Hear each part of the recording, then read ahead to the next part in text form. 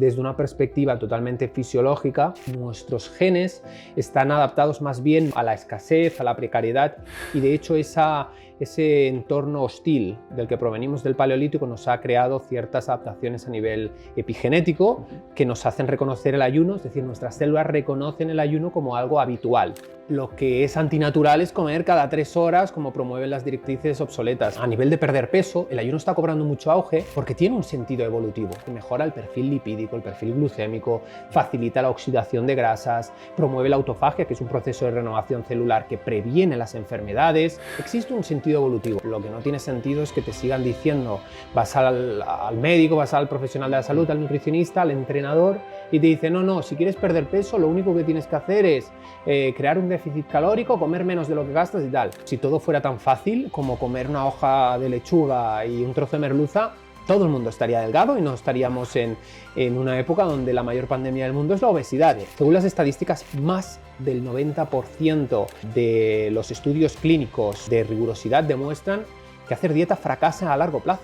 Oye, nuestros ancestros del Paleolítico, los Homo sapiens cazadores-recolectores, tenían mucha posibilidad de ir al armario y comer lo que comemos hoy en día, lo que la gente cree que es sano, que es natural, ¿no? Actualmente la esperanza de vida ha incrementado mucho en los últimos años, pero no la calidad con esa esperanza de vida, ¿sí? Vivimos más, pero no vivimos mejor porque enfermamos antes y dependemos de medicamentos. El ayuno intermitente probablemente sea una de las mejores estrategias, como te digo, para mejorar la salud en el 90% de los casos, pero también hay excepciones. Bienvenidos al primer podcast donde hablaremos sobre entrenamiento, salud y emprendimiento en el mundo del fitness. Hoy tenemos a un invitado muy especial y que me hace mucha ilusión tener. Él es el fundador de Elite Fitness y él es Marc Romera. Hola, Marc. Muy buenas, un placer estar aquí contigo. Estoy seguro que los que nos estén viendo en esta entrevista van a disfrutar mucho, van a aprender y sobre todo que nosotros también podamos aportar ese valor que estoy seguro que deseas aportar desde este primer momento. Así que encantado. Pues muchas gracias por venir aquí, Marc, y sobre todo por el tiempo, que sabemos que estás a tope. Quería preguntarte, para todas esas personas que aún no te conocen, ¿quién es Marc Romera y qué es lo que te ha llevado hasta aquí? Bueno, es curioso porque es muy difícil de sintetizar la respuesta. No me gusta encasillarme, no me gustan las etiquetas como tal, pero para dar una referencia, Marc Romera es el CEO, es la persona que está detrás de Elite Fitness. Elite Fitness es una empresa enfocada en mejorar la salud de las personas a través de la divulgación. Actualmente dispongo de un podcast de salud bien posicionado en Spotify, en iVoox, en Apple Podcast, también un canal de YouTube, como sabes, donde hago entrevistas a otros expertos de diferentes sectores relacionados con la salud. Pero también, además de divulgador, evidentemente también tengo una empresa destinada a mejorar la salud y a través de la nutrición y el entrenamiento. He escrito, soy autor afortunadamente de 4 libros, también estoy escribiendo ahora el 5º. Soy formador, hago formaciones para otros profesionales, bueno, en fin, ya me conoces un poco, pero para que la gente se sitúe, pues me dedico en líneas generales al sector de la salud y la divulgación especialmente. Me gustaría dedicar este podcast a todas esas personas que quieren mejorar su salud y su objetivo es la pérdida de grasa, pero no tienen conocimientos de ello. Y la primera pregunta que me gustaría hacerte, Marc, es acerca sobre si el ayuno y la dieta cetogénica, ambos relacionándolos, ¿son realmente beneficiosos a la hora de la pérdida de grasa? La verdad es que dependiendo de quién nos esté viendo en este momento y dependiendo del grado de conocimiento y de actualización que haya hecho acerca de esta pregunta, te diría una cosa, te diría la otra, pero es cierto que estas dos estrategias que acabas de comentar, tanto el ayuno intermitente por su lado, del cual por cierto dispongo de un libro, y de la dieta cetogénica, están cobrando mucho auge últimamente, mucha popularidad en las redes sociales, porque desde una perspectiva totalmente fisiológica y también diría que histórica y antropológica, tiene mucho sentido con lo que somos nosotros a nivel biológico, nuestra naturaleza, lo que hemos venido comiendo como seres humanos durante millones de años. Sí, no es nada nuevo.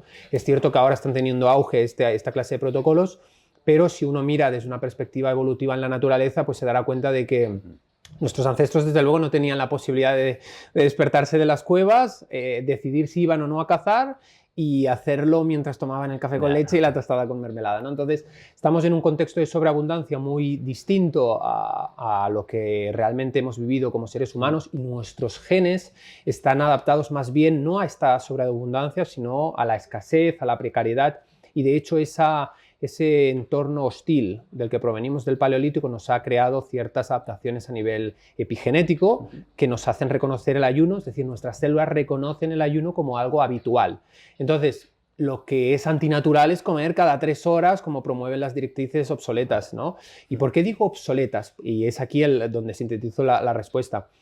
Porque digamos que los coches han cambiado, el sector tecnológico, el sector digital, evidentemente la salud y la nutrición también han cambiado y sin embargo parece como el sistema educativo, nos siguen enseñando lo mismo desde hace más de 60 años, no se han actualizado, incluso desafortunadamente muchos profesionales de la salud siguen divulgando estrategias que a todas luces han demostrado que no sirven para mejorar la salud.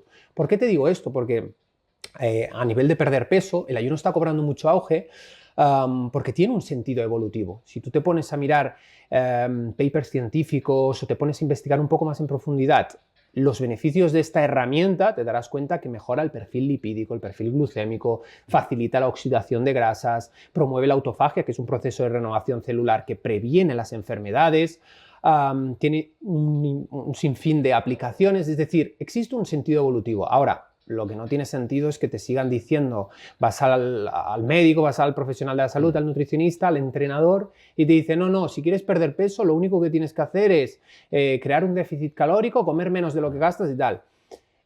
Sale de la persona de allí después de haber pagado 60 euros y piensa, hombre, si todo fuera tan fácil como comer una hoja de lechuga y un trozo de merluza, todo el mundo estaría delgado y no estaríamos en una época donde la mayor pandemia del mundo es la obesidad. Entonces, ¿por qué te digo esto?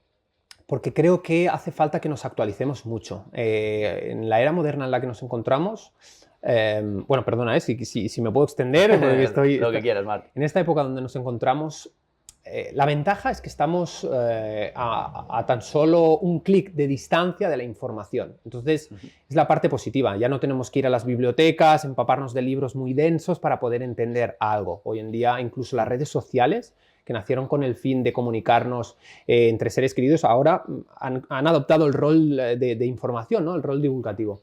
Y te digo esto porque eso también lleva a los peligros del exceso de información. ¿Por qué? Porque entra una persona ahora en TikTok, en Instagram, los que nos estén viendo, en YouTube, se pone a formarse y enseguida ve 50 profesionales diferentes con 50 opiniones y acaba con un caos porque inevitablemente la sobreinformación es igual que la desinformación, producen una confusión terrible. Sin embargo, creo que, y de hecho me gustaría invitar a los que nos estén viendo, sobre todo si son profesionales de la salud, a que se actualicen. Quiero animarlos, invitarlos a que se actualicen, porque según las estadísticas, no es que lo diga yo, es que te pones a buscar en PubMed, ¿no? El mayor motor de búsqueda a nivel científico, según las estadísticas, más del 90% de los estudios clínicos de rigurosidad demuestran que hacer dieta fracasa a largo plazo, produce el famoso efecto rebote, etc. Y cualquiera que nos esté viendo dirá, hombre, pero ¿en qué se basa esta persona? No, es que luego podemos adjuntar papers, podemos adjuntar estudios científicos rigurosos que dicen que algo está fallando. Entonces, cuando tú te planteas como profesional, ¿qué puedo hacer para ayudar a mis clientes, para que lo entiendan? ¿Qué herramientas puedo adaptar? Ineludiblemente, o de manera inevitable, diría, acabas topándote con el ayuno intermitente, la dieta cetogénica. Coinciden muchísimo, insisto, con lo que hemos venido comiendo como seres humanos, porque al final no hay secretos, no hay azúcares, no hay carbohidratos. Y si tú te paras a pensar, cualquiera de los que nos esté viendo, oye, nuestros ancestros del Paleolítico, los Homo sapiens, cazadores-recolectores, tenían mucha posibilidad de ir al armario y comer lo que comemos hoy en día, lo que la gente cree que es sano, que es natural, ¿no? Porque tú dices, un tubérculo, si yo te pregunto a ti, oye, ¿un tubérculo lo encontramos de manera natural en la naturaleza, en su forma libre? Sí.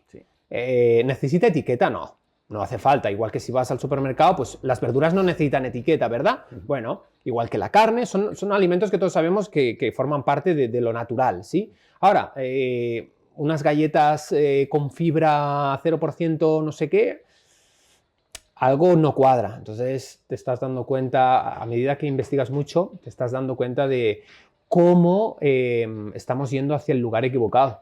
Y qué paradójico resulta que actualmente la esperanza de vida ha incrementado mucho en los últimos años, pero no la calidad con esa esperanza de vida, ¿sí?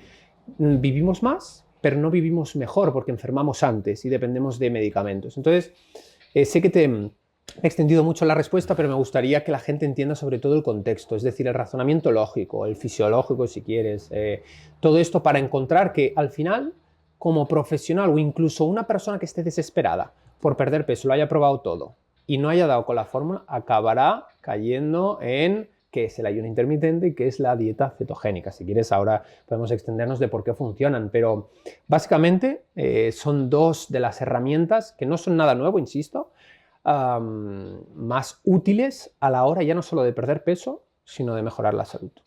Y una pregunta que quiero hacerte, Marc.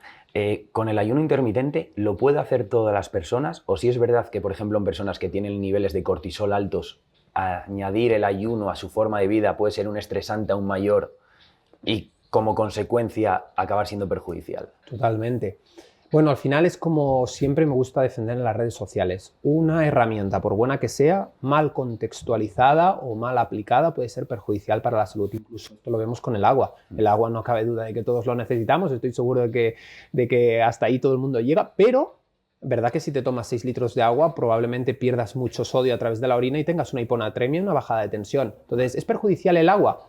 Probablemente no. Lo que es perjudicial es haber consumido 6 litros, ¿no? Otro ejemplo, por ejemplo, hoy tenemos los beneficios de los entrenamientos metabólicos por intervalos, ¿no? Los típicos HIIT. Generan ciertas adaptaciones a nivel fisiológico, las catecolaminas ayudan a perder grasa, son interesantes cuando dispones de poco tiempo.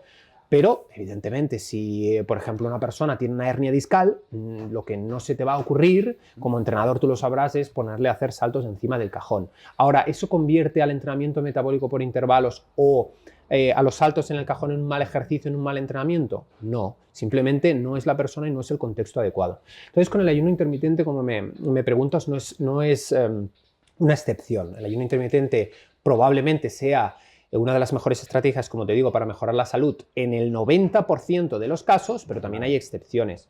¿Cuáles son esas excepciones? Bueno, pues atletas o personas que tengan una alta demanda energética. Es decir, si tú tienes una persona que se está preparando para unas oposiciones de bombero, que entrena por la mañana y por la tarde, que tiene que consumir una gran cantidad de energía, de calorías, de nutrientes, no quiere decir que el ayuno le fuera a perjudicar, pero tampoco quiere decir que sea lo mejor en ese contexto. En ese contexto necesita, pues eso, ¿no? Una alta demanda energética y nutricional.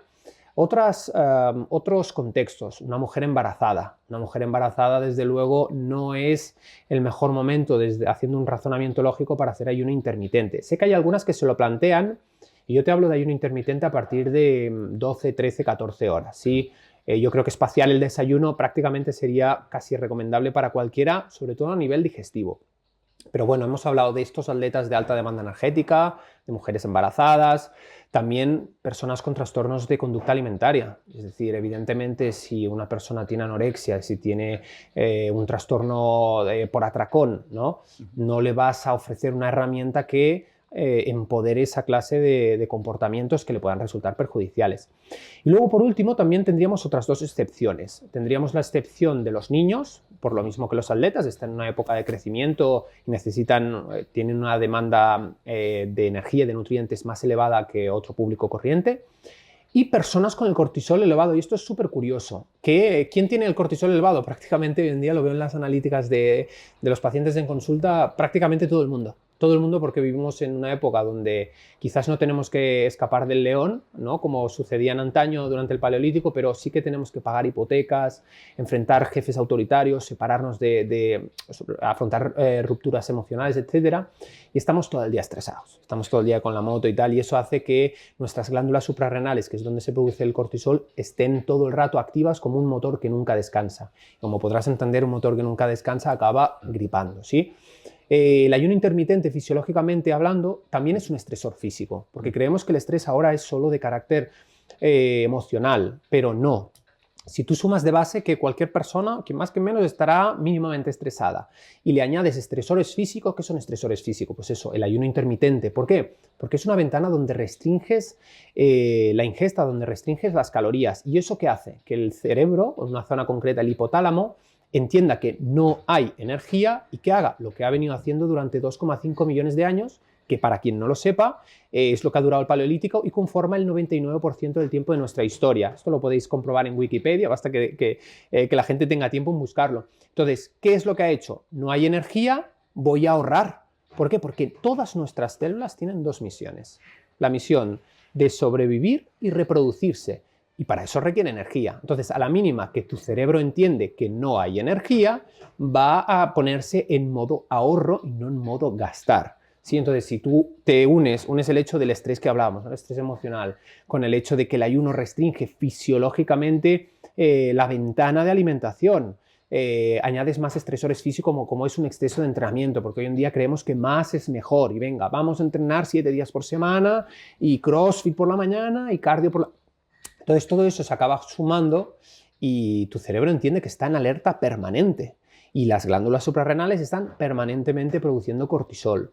Entonces, evidentemente no. En personas estresadas no sería lo más recomendable hacer ayunos intermitentes de más de 14 horas en ningún caso. ¿Por qué? Porque, insisto, si no se resuelve la causa, el problema de base puede ser añadir leña al fuego. Así que, bueno, te he comentado las excepciones, pero ese es el razonamiento.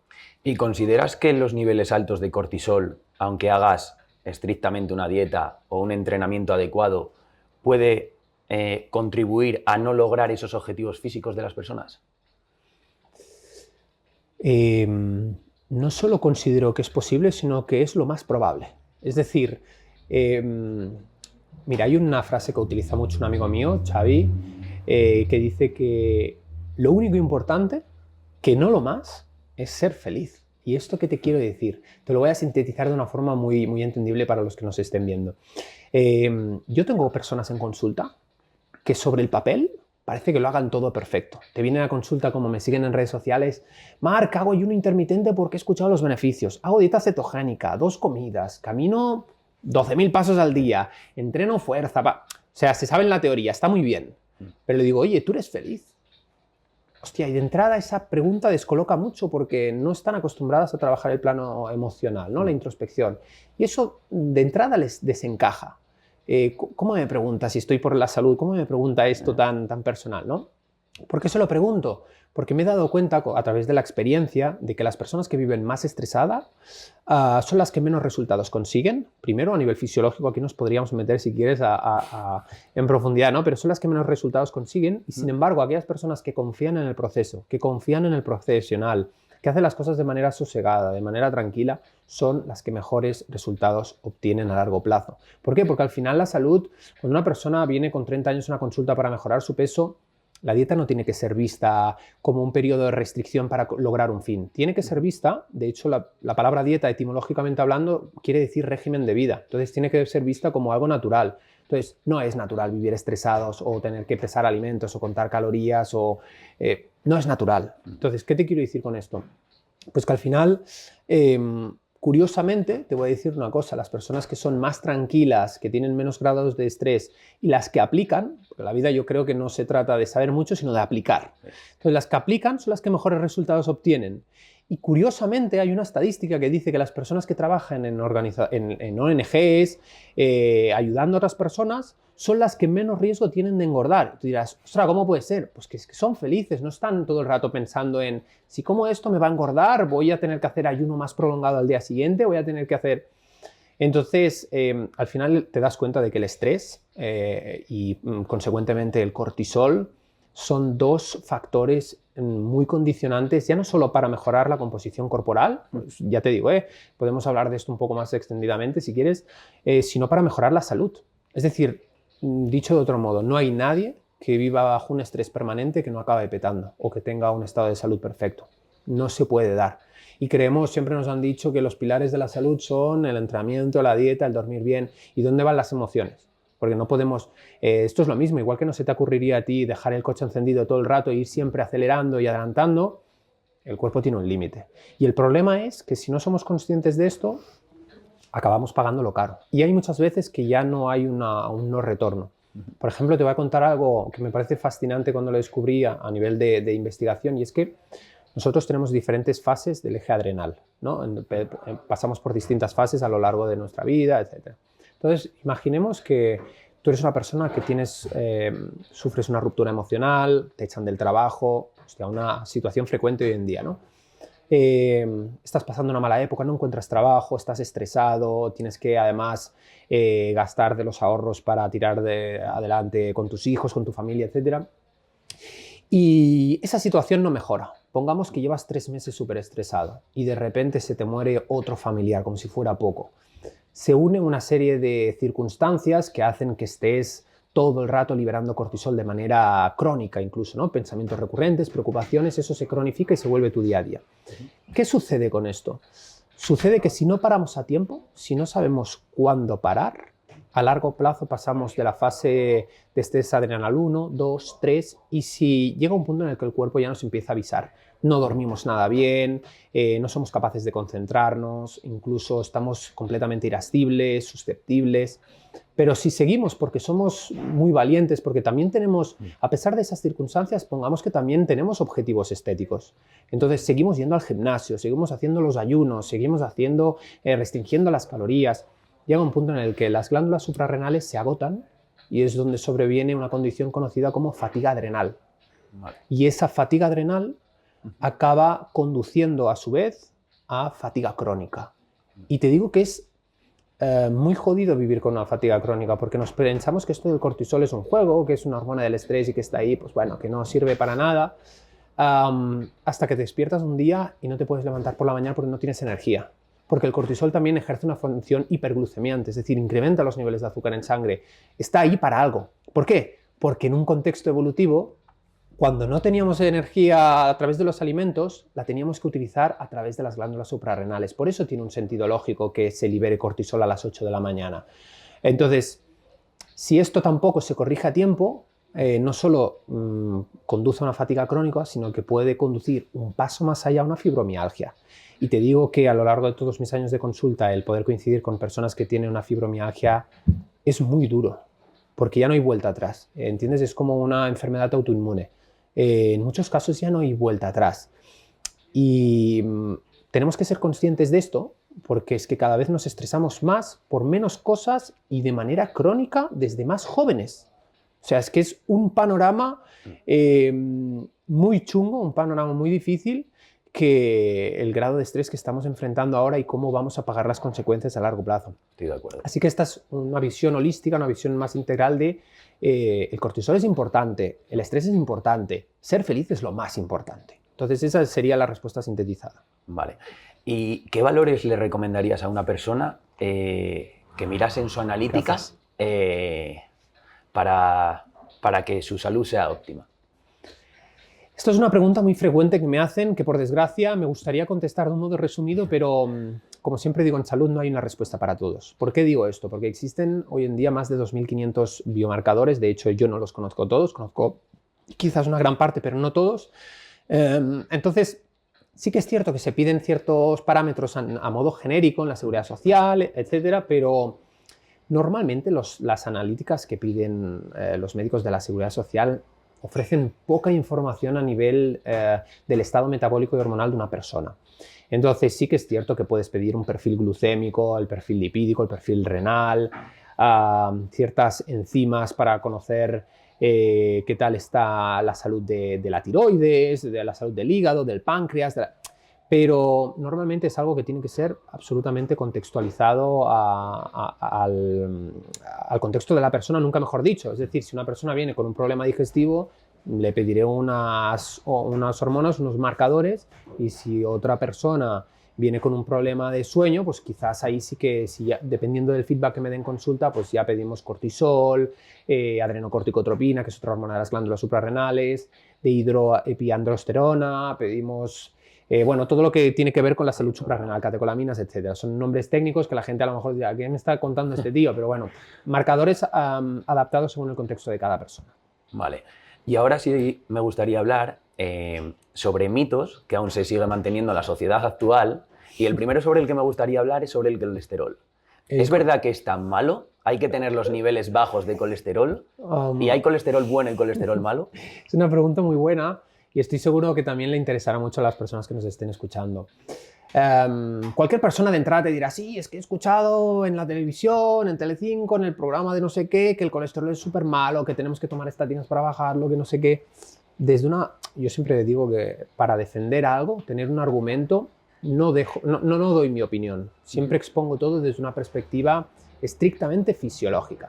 Entonces, si cualquier persona que tenga interés real en saber las funciones del colesterol se dará cuenta entrando en Wikipedia mismo de que el colesterol cumple con importantísimas funciones. De hecho, es tan esencial para la vida que nuestro cuerpo lo produce. Entonces, de entrada, la pregunta que yo hago y que le hago a todo el mundo que cree o que teme al colesterol, le pregunto, ¿cómo puede ser perjudicial algo que produce tu cuerpo de manera endógena?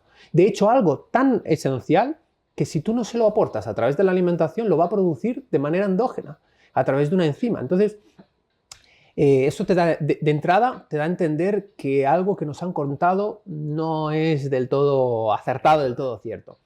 ¿Qué funciones cumple el colesterol? El colesterol es como te digo, forma parte de todas las membranas celulares, ¿sí? Todas nuestras células tienen una bicapa lipídica formada por lípidos que permite el traspaso de sustancias, de moléculas entre esa membrana en el medio extracelular y el intracelular. Bueno, pues esa membrana lipídica está formada casi en un 50% de entre fosfolípidos y colesterol y ciertas proteínas, ¿vale? También es precursor de vitamina D, es precursor de testosterona, de estrógenos en las mujeres, de cortisol, cumple importantísimas funciones a nivel de la síntesis de hormonas sexuales. Y también es un importante precursor de ácidos biliares, concretamente uno que es el ácido cólico. ¿Para qué se utilizan los ácidos biliares?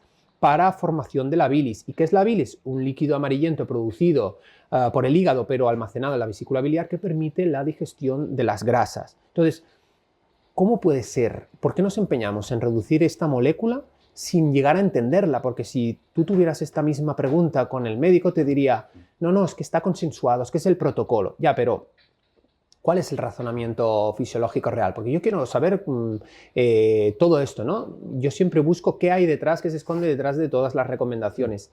Y cuando empiezas a conversar con muchos profesionales de la salud y no saben cómo defenderlo, te das cuenta de que adoptamos mitos o ciertos protocolos o incluso directrices a nivel médico que no tienen ningún sentido. Sí, las estatinas.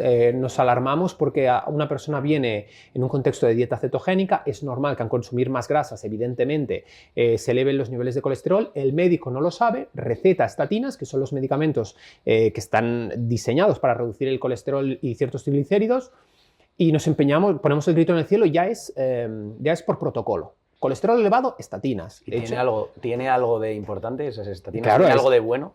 Ahí es donde voy. Lo primero es que los médicos ya, no digo todos, afortunadamente no digo todos, pero hay muchos profesionales que están desactualizados y es lo mismo, estatinas. Las estatinas son el medicamento más lucroso de la industria farmacéutica. El año pasado generaron 1,9 billones de beneficios, no de facturación. ¿Y por qué lo sé? Porque estoy escribiendo un libro y he hecho una importante labor de investigación. Entonces, las estatinas producen una pérdida de coenzima Q10. La coenzima Q10 es absolutamente imprescindible a nivel fisiológico en la cadena de transporte de electrones, en la síntesis de ATP, de energía celular. Es un antioxidante importantísimo, es cardioprotectora. Si perdemos niveles de coenzima Q10, empieza a afectarnos a los niveles de energía. Por eso las personas mayores que les dan estatinas y además se lo cronifican junto con otras pastillas se sienten tan cansadas. O sea, alucinarías al saber que en consulta le retiras la mitad de la medicación y la suplementación a las personas y mejoran. Solo con retirar las cosas. ¿Por qué? Porque están inhibidos, porque la gente no se da cuenta de que, sobre todo desde el colectivo profesional de la salud, desde el colectivo médico, damos pastillas para tapar síntomas, pero no atendemos la causa del problema. Y si no atendemos la causa, el síntoma estará tapado, pero la causa seguirá ahí. Eso es igual de absurdo que tener goteras en casa y poner cubos en el salón. Quiero decir, hasta que no se arregle la gotera, el problema estará ahí. No solucionas nada, ¿no? Vaciando el cubo. Tú lo que te interesa es solucionar la gotera. Pues desafortunadamente el consumo de estatinas y sobre todo el consumo crónico de estatinas, indiscriminado además, produce ciertos perjuicios a nivel de la salud y muchas veces, de hecho, sí que han demostrado ser efectivos para reducir el colesterol, pero no el riesgo cardiovascular. Esto es curiosísimo porque cuando te empiezas a investigar sabes que las estatinas solo son eficaces para eso. Y paradójicamente te preguntarías, hombre, si bajan el colesterol, ¿hemos asociado el colesterol al riesgo cardiovascular? Pues tendría que ser, que demostrarse a nivel de metaanálisis, que son el top del top de los estudios científicos, tendría que demostrarse que reducir el colesterol reduce el riesgo cardiovascular, muertes por infartos, enfermedades cerebrovasculares, y no es así.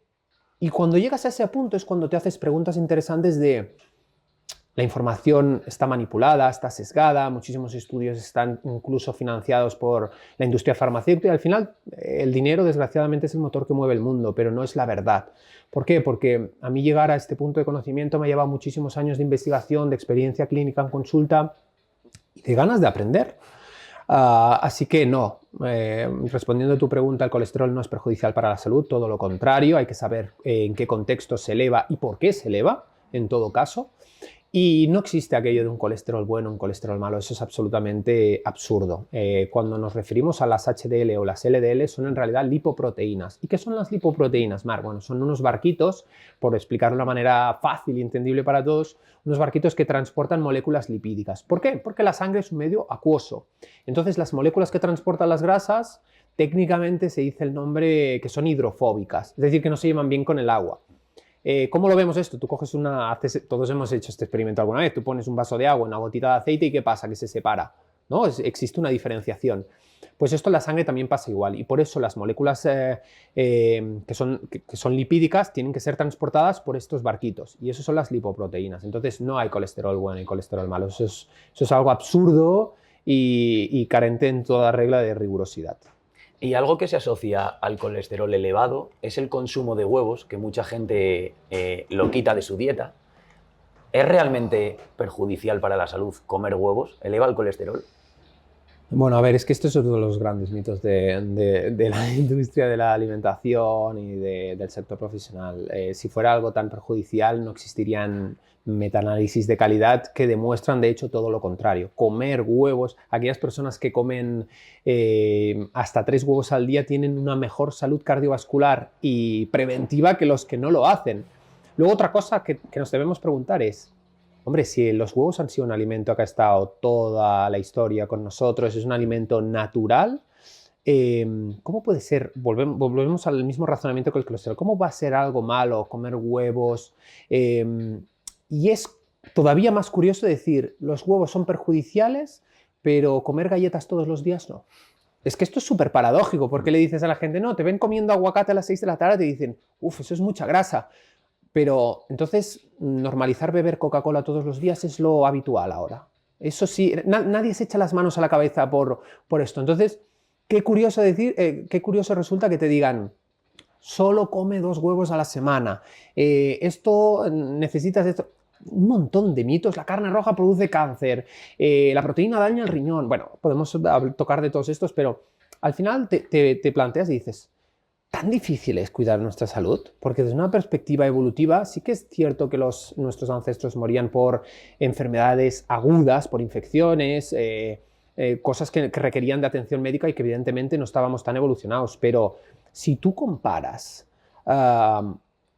cualquier sociedad contemporánea que mantenga un estilo de vida ancestral con cualquier persona de una ciudad desarrollada, te darás cuenta de que una está absolutamente sana, sin tantos directrices y haciendo lo que hace un ser humano y comiendo lo que come un ser humano, que no el que vive estresado, trabaja en una oficina entre 4 paredes y se preocupa por si comer huevos le enferma o no. Pero, eso sí, el fin de semana se atiborra palomitas y alcohol porque está socialmente aceptado. Entonces, qué paradójico resulta. Algo que me gustaría hablar, Marc, es sobre muchos padres tienen la duda de qué darles de desayuno a sus hijos, porque están viendo en televisión todo el rato que los cereales ahora al parecer tienen vitamina D, vitamina E, tienen todas las vitaminas, promueven también la bebida, el colacao, zumos de frutas. ¿Realmente eso es lo que le produce a los niños somnolencia luego en clase o es beneficioso? Esto seguramente te hayas escuchado el podcast que he sacado el fin de semana acerca de si el desayuno es realmente la comida más importante del día. Sí. Y como te digo, al final los niños es el cuerpo pequeño de un adulto, como siempre digo. Las necesidades incluso son superiores. Entonces, si nuevamente utilizamos el contexto histórico, el contexto evolutivo como un marco de referencia, nos daremos cuenta de que desayunar no es lo más habitual o lo que reconoce nuestros genes, nuestras células como lo normal. ¿Por qué? Porque en un contexto de precariedad, de hostilidad, de escasez, donde vivían los Homo sapiens, evidentemente el comer era la recompensa que requería el esfuerzo de haber cazado y no al revés. No se planteaban ellos lo típico, no. Voy a desayunar una tostada con pavo, el zumo de naranja y el café con leche para ir a la oficina y sentarme delante de una oficina sin ningún tipo de necesidad energética. El contexto era radicalmente distinto. Y la industria alimentaria es conocedora de este hecho y evidentemente invierte millones de dólares, de euros en este caso, en hacernos entender, en sesgar la información para hacernos creer que los cereales es la panacea y sobre todo cereales cargados y repletos de azúcar. ¿Qué genera eso? Una montaña rusa de hiperglucemias e hipoglucemias, es decir, subidas y bajadas abruptas de los niveles de azúcar en sangre, y hace que los niños estén siempre hambrientos, que pierdan el foco cognitivo, que tengan somnolencia. ¿Por qué? Porque no estamos fisiológicamente diseñados para rendir desde una perspectiva cognitiva con el estómago lleno. ¿Por qué? Porque esto es muy fácil de entender de un modo muy llano. Porque si nuestro cuerpo está enviando la energía al aparato digestivo para hacer la digestión, no la estará enviando al cerebro para tener la atención que uno requiere en según qué tareas. ¿Sí? Entonces, no es la comida más importante del día. Y en cuanto a tu pregunta, ¿qué pueden desayunar los niños? Es que aquí yo creo que ya partimos de la base que hemos interiorizado el hábito de que tiene que ser algo dulce. Algo dulce porque creemos, primero ya por tradición, por costumbre, porque nos lo han repetido hasta la saciedad, porque nunca nos hemos cuestionado la verdad detrás de esas recomendaciones y quién se esconde detrás de esas recomendaciones, ¿verdad? Entonces, y luego segundo, porque la gente, tú le hablas del desayuno, oye, unos huevos revueltos con aguacate, y se echan las manos a la cabeza diciendo, unos huevos. Déjame de entrada decirte a ti, igual que le digo a todos los clientes, que si tú te despiertas por la mañana y no te comerías unos huevos revueltos con jamón y aguacate, es que no tienes hambre real, es hambre hedónica. Y si tú dejas que tu vida venga controlada por impulsos hedónicos de comer azúcar, te vuelves un adicto, te vuelves literalmente un yonki del azúcar. Y eso le pasa a todo el mundo. Como decimos antes, vivimos tan hiper mega estresados que llega la noche y no es casualidad que nos sentemos en un sofá, nos relajemos y el cerebro nos pida chocolate para calmar la ansiedad. No es casualidad. ¿Por qué? Porque el dulce, el consumo de azúcar, activa ciertos circuitos de recompensa a nivel cerebral que nos generan adicción. De hecho, existen estudios muy famosos, muy reconocidos, que comparan la adicción que tienen las personas con el azúcar con los mismos centros a nivel cerebral que se activan con la cocaína. Entonces, el azúcar es incluso más peligroso y dirás, ¿qué dice este tío? ¿Por qué es más peligroso que la cocaína? Porque la cocaína todos sabemos los perjuicios y es ilegal, pero el azúcar no. Y lo damos a los niños. A nadie se le ocurriría darle cocaína a un niño, pero azúcar se la damos todos los días. Qué paradójico, ¿no? Hay muchas cosas que no tienen sentido. Es como, yo siempre pongo este ejemplo, perdona que me extienda, pero siempre pongo este ejemplo. Estoy con mi pareja y alguna vez le he hecho la broma, evidentemente no lo hago, pero le he hecho la broma al niño que tenemos de 9 años, darle una taza de café, y me dice, no, ¿cómo le vas a hacer eso al niño? Y le digo, no puede tomar café, pero puede tomar litros de Coca-Cola que tienen cafeína.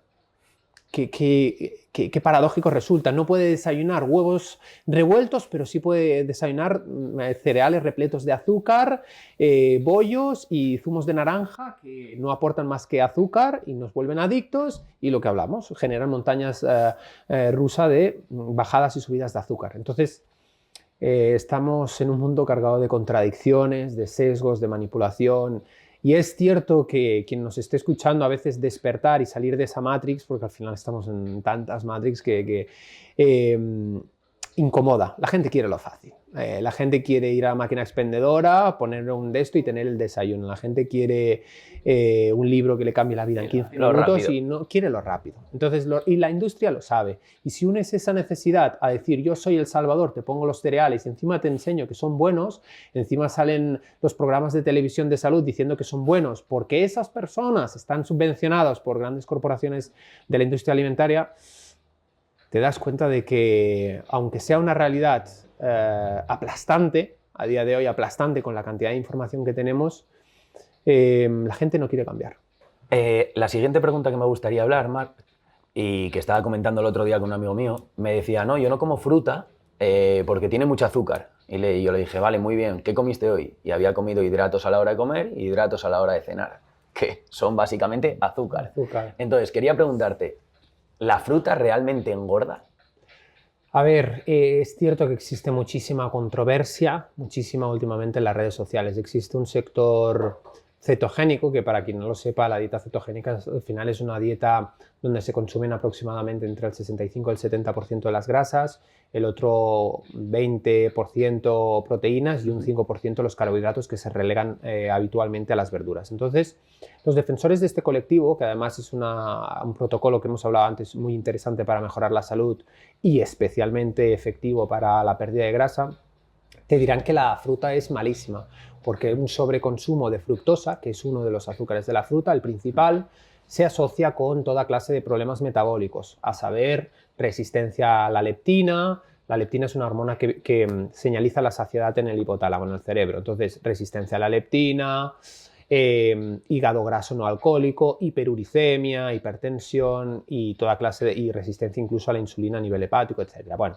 se asocia al sobreconsumo, pero es que la gente nuevamente sesga la información porque los que defienden eso no entienden que para tener un sobreconsumo de fructosa tendrías que comer 300 piezas de fruta y aún así me costaría creer que podrías llegar a un sobreconsumo de fructosa. Entonces, ¿de dónde viene este sobreconsumo de fructosa? De lo que decíamos antes, de el consumo de alimentos ultraprocesados, de jugos de fruta industriales, de mermeladas, de bollería, de galletas, de toda esta clase de productos ultraprocesados que nada tienen que ver con un producto natural como la fruta que siempre ha estado con nosotros. Entonces, a tu pregunta, ¿la fruta engorda? No especialmente, si sabes cómo contextualizarla. Y de hecho, en el ámbito del rendimiento deportivo, en el ámbito del entrenamiento de fuerza en torno a estas actividades puede ser, de hecho, muy interesante. ¿Por qué? Porque desde una perspectiva fisiológica, la fructosa se absorbe a nivel intestinal de otra manera a través de otros transportadores distintos a los de la glucosa.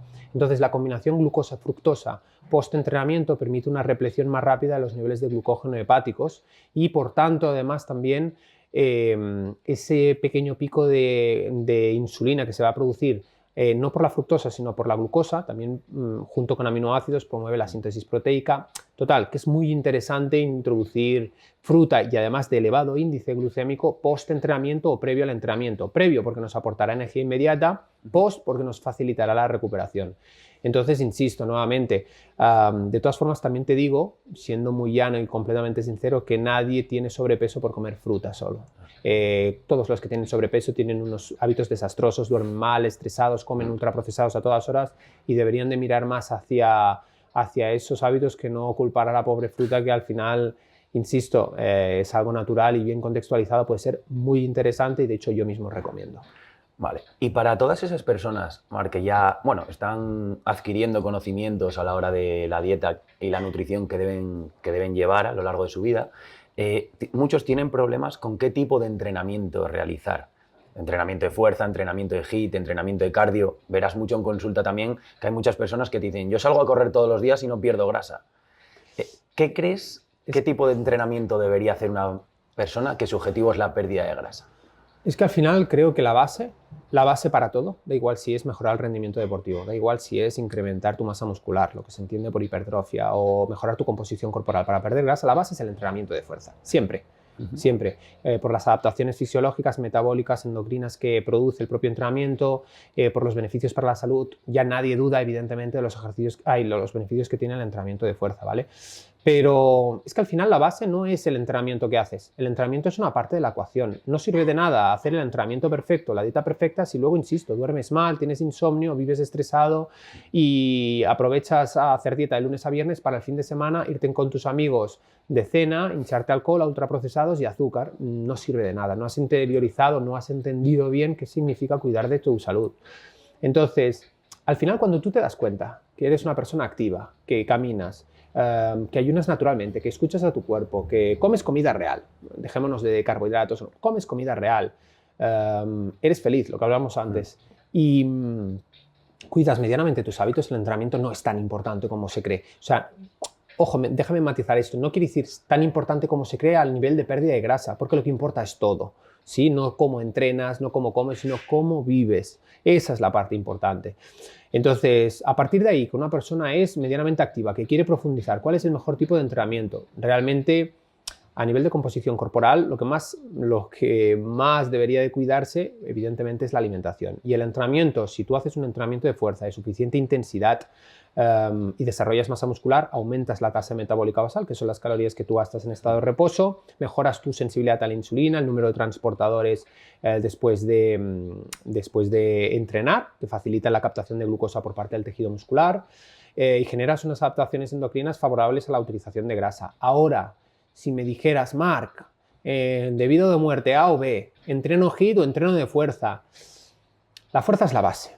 La fuerza es la base, elegiría la fuerza, pero el entrenamiento HIIT, de sus siglas en inglés High Intensity Interval Training, hace referencia a los entrenamientos metabólicos de intensidad elevada que también tienen una coherencia desde un marco evolutivo. ¿Por qué? Porque no nos levantábamos, insisto, antes de las cuevas y decíamos, voy a levantar 3 troncos y 4 piedras. Quiero decir, teníamos que enfrentar un depredador y eso requería ciertas habilidades motoras, cierta intensidad. A veces, evidentemente, no podríamos enfrentar, si venían 3 leones, pues tendríamos que correr y sprintar a todo poder, ¿no? Entonces, bueno, esos son esfuerzos. El entrenamiento metabólico por intervalos es una clase de entrenamiento que emula mucho desde una perspectiva biológica todas las adaptaciones que vivimos como seres humanos durante millones de años, y tiene mucho sentido. Ahora, ¿qué es lo mejor? A o B, te diría, ¿qué es lo mejor? ¿Comer o beber? ¿Qué es lo mejor? ¿Dormir?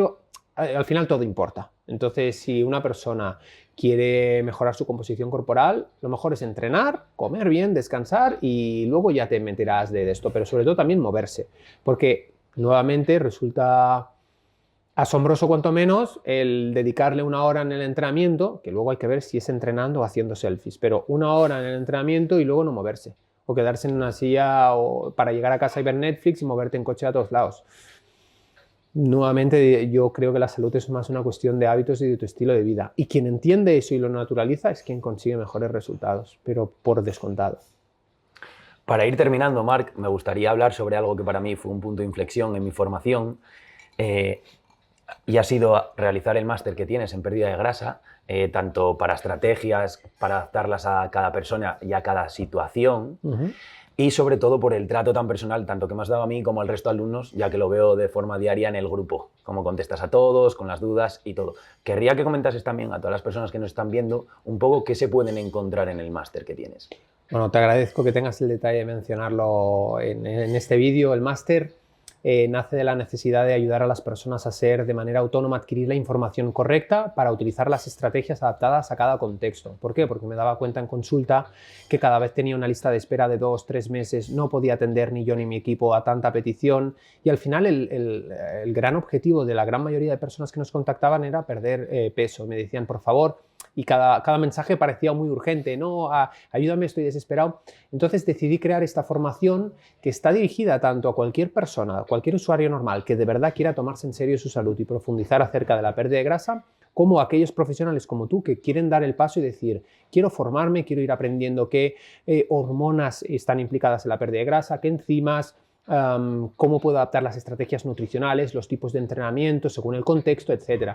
¿Por qué? Porque al final, insisto, el resultado, que consigas un resultado depende de la información que conoces. Sí, evidentemente, una persona que se saca el carnet de conducir no conducirá como un coche como un profesional de carreras porque conoce todos los elementos y se ha hecho muchas horas, ¿no? Entonces he sintetizado toda esta información en el máster para que la gente realmente se libere de muchos dogmas, entienda cómo funciona la salud y especialmente el proceso de pérdida de grasa, y que una vez tengan esas herramientas lo puedan sostener a largo plazo, que es lo más importante. Es decir, no es un curso de verano para lucir bien en una boda o los abdominales en verano, no. Es un curso que te cambia la vida enseñándote lo que tienes que comer y cómo lo tienes que hacer. De hecho, tú puedes comentarlo desde tu experiencia personal, pero cualquier persona me atrevería a decir, cualquier persona que haga el curso no solo va a perder peso, sino que va a mejorar su salud de manera integral seguro. Entonces, bueno, esa es la finalidad y, insisto, a mí me gusta muchísimo implicarme con el grupo de las personas que preguntan, Simplemente porque me encanta porque yo también me he visto en esa situación de desinformación, de querer aprender, de no saber por dónde tirar, de sentirme perdido, porque los que nos estén viendo se sentirán muchas veces perdido. Todo el mundo quiere perder grasa. Tú vas por la calle y le preguntas, oye, a nivel físico te ves bien, sí, sí, pero que me gustaría bajar unos kilos. Todo el mundo quiere, pero no todo el mundo sabe cómo hacerlo y de hecho invierten un montón de dinero en suplementos nutricionales, en dietas milagro, la dieta de la alcachofa, el batido de detox, no sé qué. Y eso lo hacen por desconocimiento y sobre todo por desesperación. Entonces, este máster sobre todo yo creo que les ofrece un camino hacia la liberación, hacia el aprendizaje y hacia la propia autonomía. Dejaremos todas tus redes sociales, Marc, en la descripción para que puedan también entrar y ver todo lo que aportas.